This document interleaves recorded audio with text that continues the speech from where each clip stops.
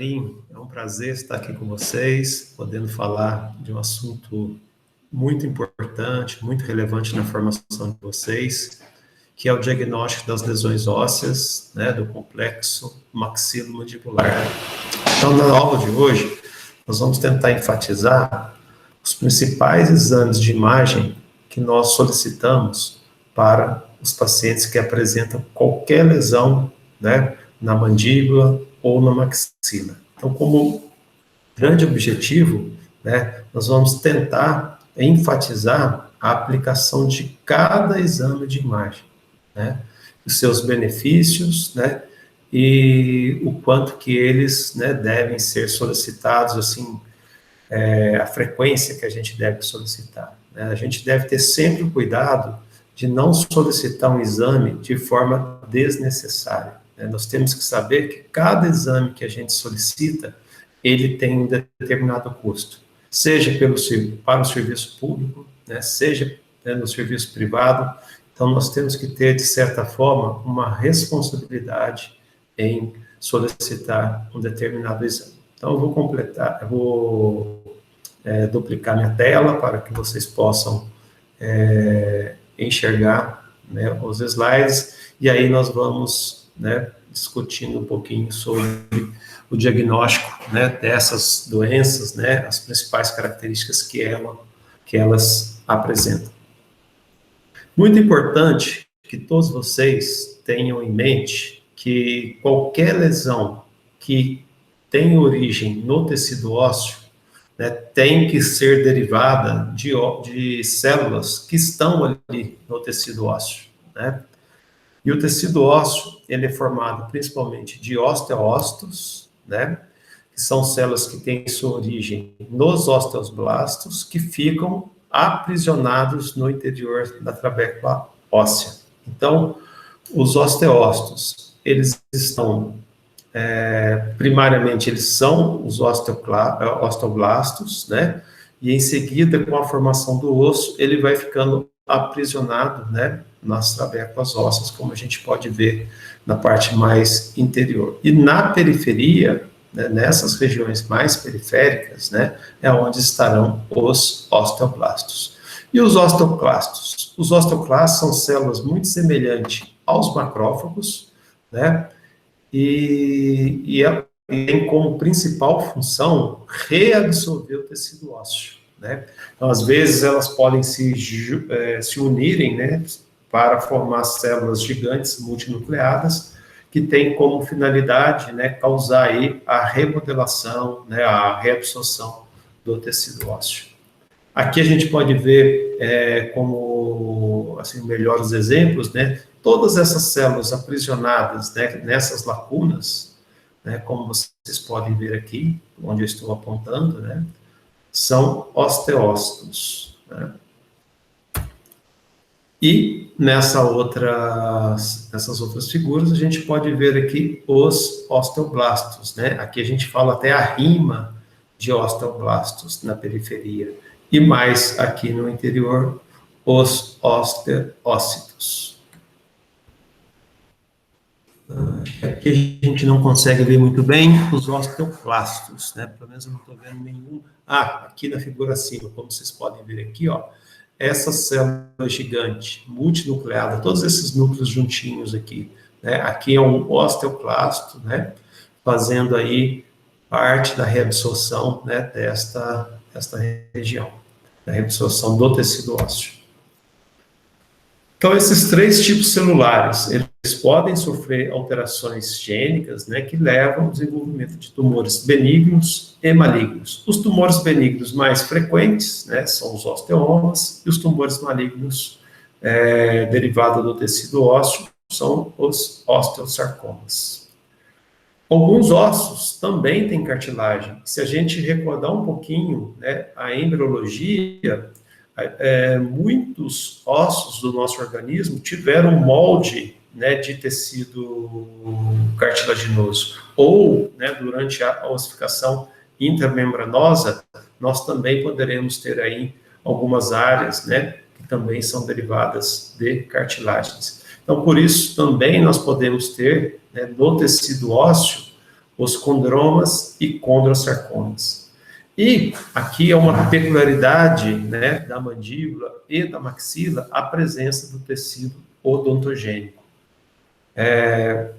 Então, como tem a formação dentária, tanto na mandíbula quanto na maxila, né, nós vamos ter vários tumores, né, vários tipos tumorais oriundos, né, da formação do tecido odontogênico. E, principalmente, né, a mandíbula é quase sempre mais acometida do que a maxila. Então, em geral, né, os tumores odontogênicos têm origem de células da embriogênese dental, né, e sendo a mandíbula mais acometida do que a maxila. Toda vez que a gente faz um diagnóstico de uma determinada doença, nós temos que tentar encaixar essa doença em grupos de lesões, né? Se é uma lesão inflamatória, se ela é uma lesão infecciosa, se é uma lesão que se encaixa mais como cisto, né? Se ela é uma lesão reativa, ou seja, ela tem ali um trauma, tem algo que esteja provocando, né, essa lesão, então nós damos o nome destas como lesões reativas. E, por fim, as neoplasias, né, que por alguma mutação, por algum descontrole, né, essa célula pode sofrer uma determinada mutação e pode dar origem a um tumor odontogênico, se for de origem odontogênica. E se for origem daquelas células ósseas, como eu falei para vocês, osteoblastos principalmente, né, seria não odontogênicas. E, por fim, o outro grupo de lesões que nós temos, né, no complexo mandíbula, maxila, são as lesões fibro-ósseas, e a gente vai também enfatizar alguns exemplos. Então, como, né, eu já falei inicialmente, mas reforçando aí, né, os objetivos dessa nossa aula, seria discutir as características clínicas, radiográficas, diagnósticos e conduta frente às principais lesões ósseas que afetam as maxilas e mandíbula. Nós temos também, é muito importante que vocês tenham lembretes, né, como eu estou fazendo aqui para vocês. Vários aspectos radiográficos, algumas lesões apresentam um aspecto radiográfico típico, né, e um aspecto radiográfico de grande relevância das lesões deste complexo são as lesões multiloculares. Então, se nós podemos observar essas áreas multiloculares, tanto na tomografia, esse exame abaixo, como também numa radiografia, que é o exame logo acima. E quais são as lesões que têm essas características de formar essas várias lacunas e recebem, né, esse nome de multiloculares? Como vocês podem ver aqui, uma lacuna, aqui outra, né? E nesse aspecto geral, recebendo o nome de uma lesão multilocular. E aqui embaixo, a mesma lesão numa tomografia, a gente consegue observar melhor esse aspecto multilocular. E aqui estão as principais lesões. Então, essas lesões que apresentam esse aspecto, é muito importante que vocês consigam lembrar, né, o que estejam anotados, né, para a gente classificar, né, ou possivelmente ter uma hipótese de diagnóstico. Então, ameloblastomas, lesões de células gigantes, mixoma, queratocisto, cisto ósseo aneurismático, querubismo, hemangioma, todas essas lesões, né, podem apresentar esse aspecto radiográfico, né, de multiloculação, várias áreas multiloculares. Aí tem um outro grupo, né, que são as radiopacidades difusas. São aquelas lesões que o aspecto radiográfico dela vai aparecer assim, uma área mais condensada na tomografia e uma área mais radiopaca na radiografia, nas radiografias de uma forma geral. Quais são essas lesões? Principalmente as displasias segmento-ósseas, as osteomielites, displasia fibrosa, doença de Page, osteosarcoma e condrosarcoma. Radiolucências difusas, né? Então, por exemplo, tem uma área mais osteolítica, uma área mais destrutiva, onde a gente não consegue delimitar. Então, por isso que é chamado difusa. Mas como as osteomielites, tumores metastáticos, carcinomas, osteosarcoma e condrosarcoma. Então, veja bem, tanto na parte anterior das radiopacidades, veja que a gente tem duas lesões malignas aqui. Quando a gente usa o termo difuso, né, nós não conseguimos aí delimitar as doenças. Aqui, de novo, o termo difuso. Veja que praticamente todas as características, né, levam para uma lesão maligna. Aqui, se vocês observarem bem, é uma radiografia panorâmica, onde a gente observa uma lesão osteolítica, né, envolvendo todo o ramo desta mandíbula. Quando a gente compara com com o outro lado, veja-se um canal mandibular aqui muito presente, já que praticamente todo desaparecido, né?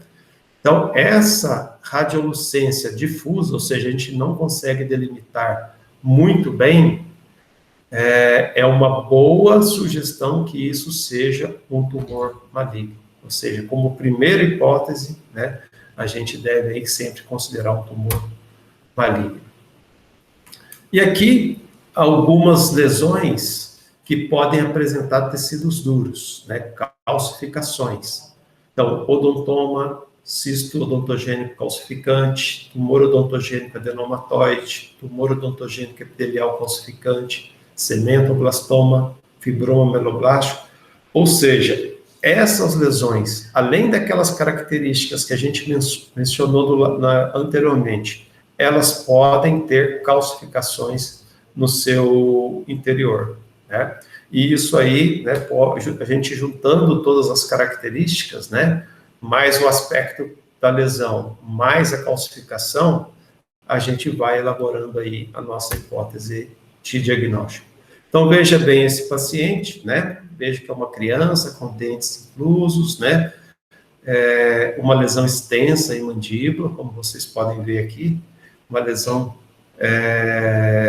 envolvendo aqui praticamente todo o corpo e ramo da mandíbula, com áreas multiloculares, né? Como vocês podem ver aqui, né?